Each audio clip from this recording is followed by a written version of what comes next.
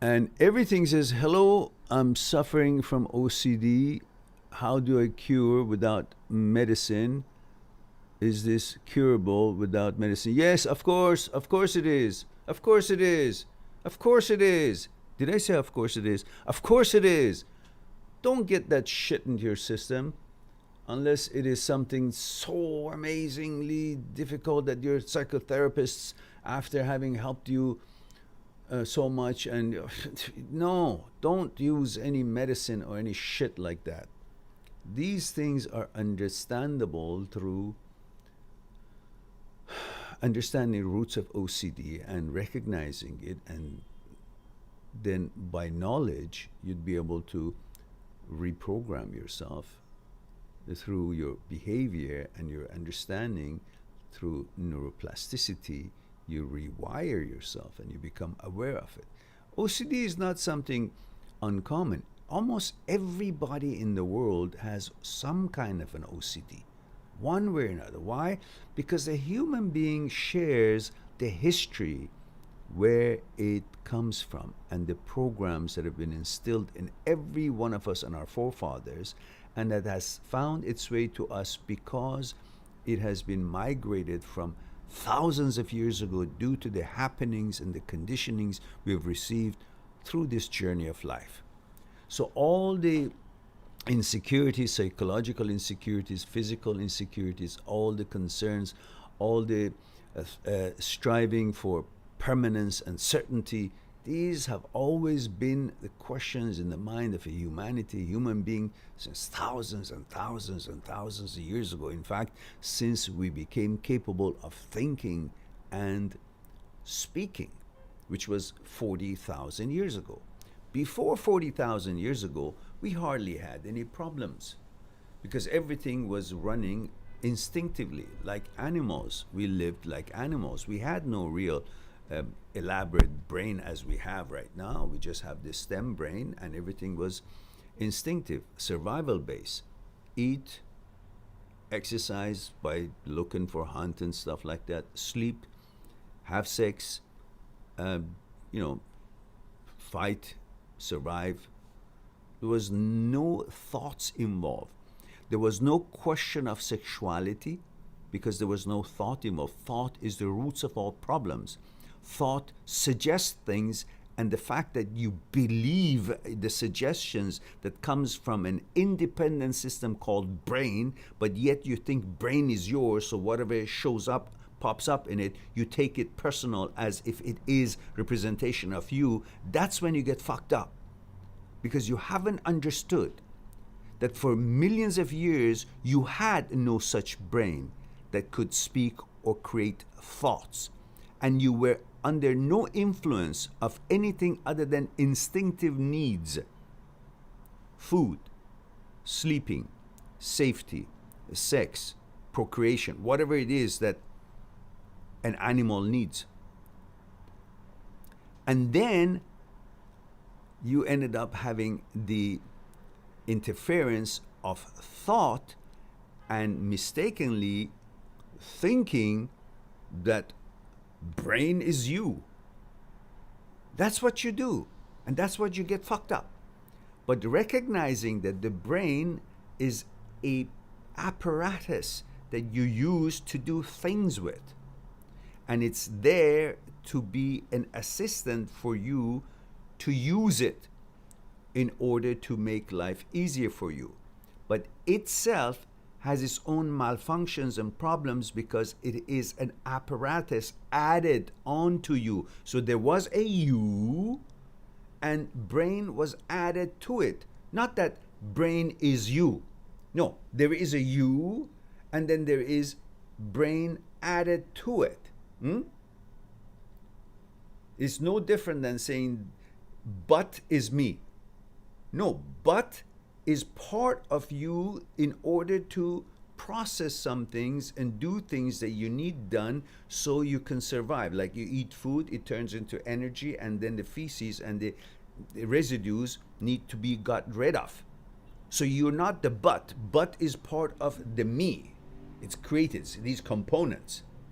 It's like saying liver is me. No, liver is necessary for you, and as long as it functions properly, you need it. When it doesn't, well, they find another one for you. Otherwise, you die, right? Because it's necessary. But it's not you. It has a mandate. It has a job. It's part of this structure that it has a certain mandate, certain duty to do, right? For you, that isn't important to function properly. But you recognize when it's not functioning properly by either noticing it's hurtful or its functions, malfunctions, and you go to doctor and you figure it out. They do tests and so on.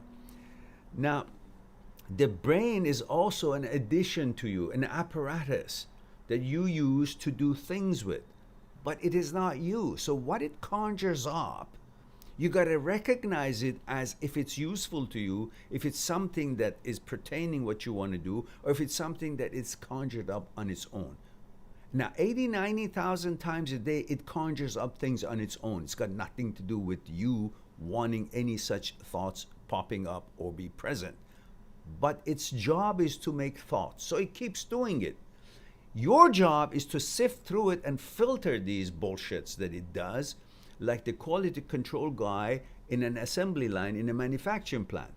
These assembly lines keep bringing all these products that are being made. But if there's a wrong ingredient in the product, if the quality does not match up, something's gone wrong, the quality control guy looks at it on the specs and qualities and whatever characteristics it should have, and it doesn't, it says it's rejected. This is not one. We're not going to select this product to be serving our customers or be in the line to go to the market or be used. And you should be doing the same thing. Brain is a manufacturing plant to make thoughts. You are the quality control and the owner of this manufacturing plant, and you decide, you select thoughts that are healthy and thoughts that are nonsense, and it's not relevant to you, it's not meaningful to you, it's meaningless, and you got to recognize that. So you got to become really good at being an expert to recognize the bullshit, the what that is not connected to being any good to you or part of your interest at all. And you recognize that by becoming expert in recognizing it. So when it shows up, you call it for what it is. That's an intruder. Just like you have a home and you know who's supposed to be in this home or not. You have a girlfriend or you have a wife, you have family, you have children, your grandpa, grandma.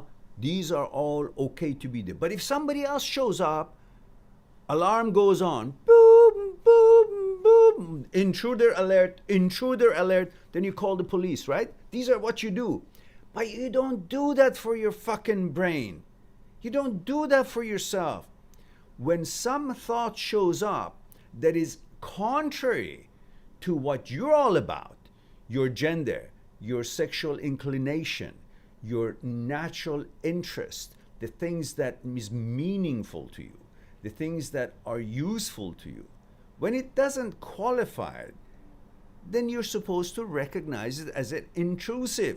But when you guys think that this is just a public toilet, anybody can come in and do their business, and you don't have any standards and qualification for who gets to be in here, who wouldn't, then you get all kind of shit becoming active in your brain, and you're trying to deal with them rather than simply say, hey, I don't select it. This bullshit shouldn't be here. That's it. Not that, oh, what does this bullshit mean? Oh, you're here. That means I've got to prove to you that you shouldn't be here. I'm not this. I'm not in agreement with what you're here standing for. None of that shit is necessary. You just say, hey, sir, do you have a ticket for this bathroom? You don't get the fuck out of here. Simple. But when you don't do that, then these thoughts starts becoming their residence. You know? Like an empty house that somebody gets in there and nobody notices, and after a while, they kind of feel like they own the house. And you're supposed to be aware of it.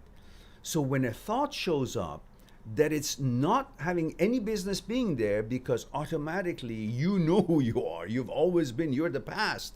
You know what your past has been. You know how you've been put together. You know how you've been created. You know everything about yourself. You know that. And if this thought is contrary to that, you got to call it intrusive thought, OCD, HOCD, or pedophile OCD, or religious OCD, whatever OCD it is, you call it for what it is, and you're done with it. You don't deal with it. You recognize it, and once you recognize it, you go on your business. Yeah? Same thing. Somebody shows up in your home that is not supposed to be there, is not invited, you don't know of it. Intrusive. Alarm goes off, call the police, get rid of it. In your case, it's your house, you got to get rid of it. In the case of the brain, it's a metaphor. What you do, you just ignore it. Yeah? But the point here is the recognition of the person who's not supposed to be in your home. Recognition of the thought who is irrelevant to who you are, what your lifestyle is, what you're all about. That's the point here. But you got to recognize it and go on. Look, before you didn't have to do that because your system, which automatically is aware of everything about you, your inclination, your sexual inclination, your gender, it's all known to your system automatically. So the protective systems and the behavior of your whole system would naturally, automatically discount and get rid of the intrusive thoughts. Why? Because there is a system called striatum. Striatum is an area in the midbrain that has the reward center, goal-seeking center, and habit center all in the same. They're connected. So in particular, there is a part there called caudate nucleus. A caudate nucleus is pretty much like an automatic shift in a car, which when it gets to a certain speed, it shifts into next speed, and then it shifts down when you slow down, it shifts up when it needs to. All of that automatically takes place. Now, caudate nucleus's job in that description is to automatically, just like the automatic shift gear in the car, to shut down intrusive thoughts. When there's an intrusive thought that shows up, caudate nucleus, through the amygdala and thalamus and all the other, prefrontal cortex and all the other known information in your body, who you are, what you're all about, what your inclination is, what are meaningful to you, what is meaningless to you, then caudate nucleus, your system naturally knows all that. So based on that programming, which is how you've been created, and it's imprinted in your program, based on that knowledge, that programming, pre-programmed when you were created, caudate nucleus knows what thoughts that naturally brain makes 90,000 thoughts a day. Its job is to automatically shut down the meaningless thoughts, the intrusive thoughts, because it knows what you're all about and knows what thoughts are irrelevant to you. And in order to make your life easy so you don't have to deal with them singularly, it shuts down because it knows what things inappropriate in your world, in your gender, in your system. So that's why all these 90,000 thoughts a day that is created by your brain, you don't even notice them. You notice them for a second, but quickly caudate nucleus cuts in, move away, move on, and separates and then clears the road for you to go and do what you want to do. And you don't hardly see it because it's couple of seconds, you notice an intrusive thought came in and caudate nucleus cut and knows everything, shuts down, and then you continuously kind of sweeps the road for you to walk on and go, cleans out the area of debris and stuff that is unwanted and undesirable. So you will have a peace of mind. It's like having a guards to clean up the undesirables and people who are meaning harm, and they make sure you're safe. That's what his job is. But sometimes, due to all these things that are happening in the world, sometimes for what reason now, the caudate nucleus malfunctions. The automatic gear shift that is supposed to click in and separate you from intrusive thoughts and clear the way for you, it doesn't work. It malfunctions because it's an electrical system, the brain, all neurons and just like a computer. It malfunctions. When it malfunctions, it doesn't shut off that intrusive thoughts that clearly is intrusive. And you say, what the hell?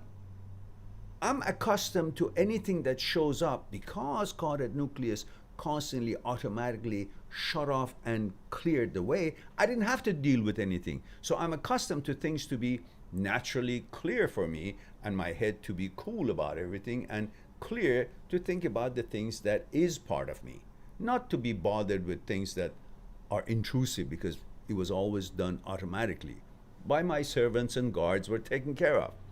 Now when it's malfunction, you say, oh shit, I gotta, what is this? I gotta deal with it. What am I supposed to do? I gotta prove to the thought, as if thought is an entity, I gotta prove it that this thought does not pertain to me. Why is it there? I'm not of this inclination. I'm not interested in this thought. I'm not interested in this behavior. I don't have these behaviors or these intentions or these interests. So you find yourself having to prove now to protect what you've been always and what you're all about. So when it malfunctions, you need to simply recognize, have a system become better to do something manually, which means recognize the intrusive thoughts. Don't fuss with them, just recognize them. And once you know that these are undesirable thoughts, have nothing to do, they're irrelevant to you, they're meaningless to you, they're not part of your life and system or preferences of any sort, then you simply, by that recognition, you put them behind and you go on. So in other words, like getting the shit out of the way when you're swimming, you know, just like the frog swimming, you get the stuff out of the way pretty much. You get the water out of the way. Imagine there's stuff in the water, so you're getting in the way to move on. That's what you should become good at, selecting and recognizing what thought is useless and getting them out of your way. This behavior will eventually bring caudate nucleus back online because it doesn't do its job automatically, but the way you behave with intrusive thoughts by recognizing them and don't fuss with them and let them be, because all kind of thoughts have the right to be there. Why? Because brain makes thoughts and you're not supposed to be teaching anything to brain when it malfunctions. You're supposed to ignore it, not get into debate with it. So with this behavior, caudate nucleus gets rewired. Through neuroplasticity, the neurons relearn what they're supposed to do, and eventually it clicks back in. Until then, you got to be very, very clear on your selection and don't fall into the rabbit hole of trying to deal with these intrusive thoughts. No, just leave them behind. Do not worry and do not meddle in what it means. I have to have a meaning for it and I have to prove to it that this meaning does not pertain to it. No, none of that shit. That's a wrong path. You disregard whatever it means. It doesn't matter. As long as it's just recognized as intrusive, that's good enough, and then you move on. You just focus on the fact that this is intrusive and it's got nothing to do with me, not about the meaning of it. What did I do? What does it mean? What should it mean? Or that it suggests to me that this is what I feel. No, none of that shit. Just let it suggest what it wants. You just recognize it. This is not my interest, and you move on. That's how you deal with this thing, and then eventually caudate nucleus gets back to its natural automatic function. And when it goes on to a glitch and malfunction again some other time in life, then you know what it is and you know how to deal with this. So eventually it becomes less and less, and eventually it corrects itself. And if it doesn't, whenever it doesn't, you know what it is, and you become an expert in actually driving the car manually, which means without even, after doing so many manual behavior of dealing with these sort of things, that behavior becomes automatic again, because it becomes your habit. your habit of the way you deal with things. Even though you've been selectively dealing with it and making selection and judgments and recognizing intrusive thoughts for what they are and so on manually without caudate nucleus doing it automatically as it always did, but even that becomes your habit and it seems like it's automatic again. And after a while, caudate nucleus clicks back on and you're fine and dandy with that. And you can't stop thoughts because that's what they are. The whole world is about thoughts.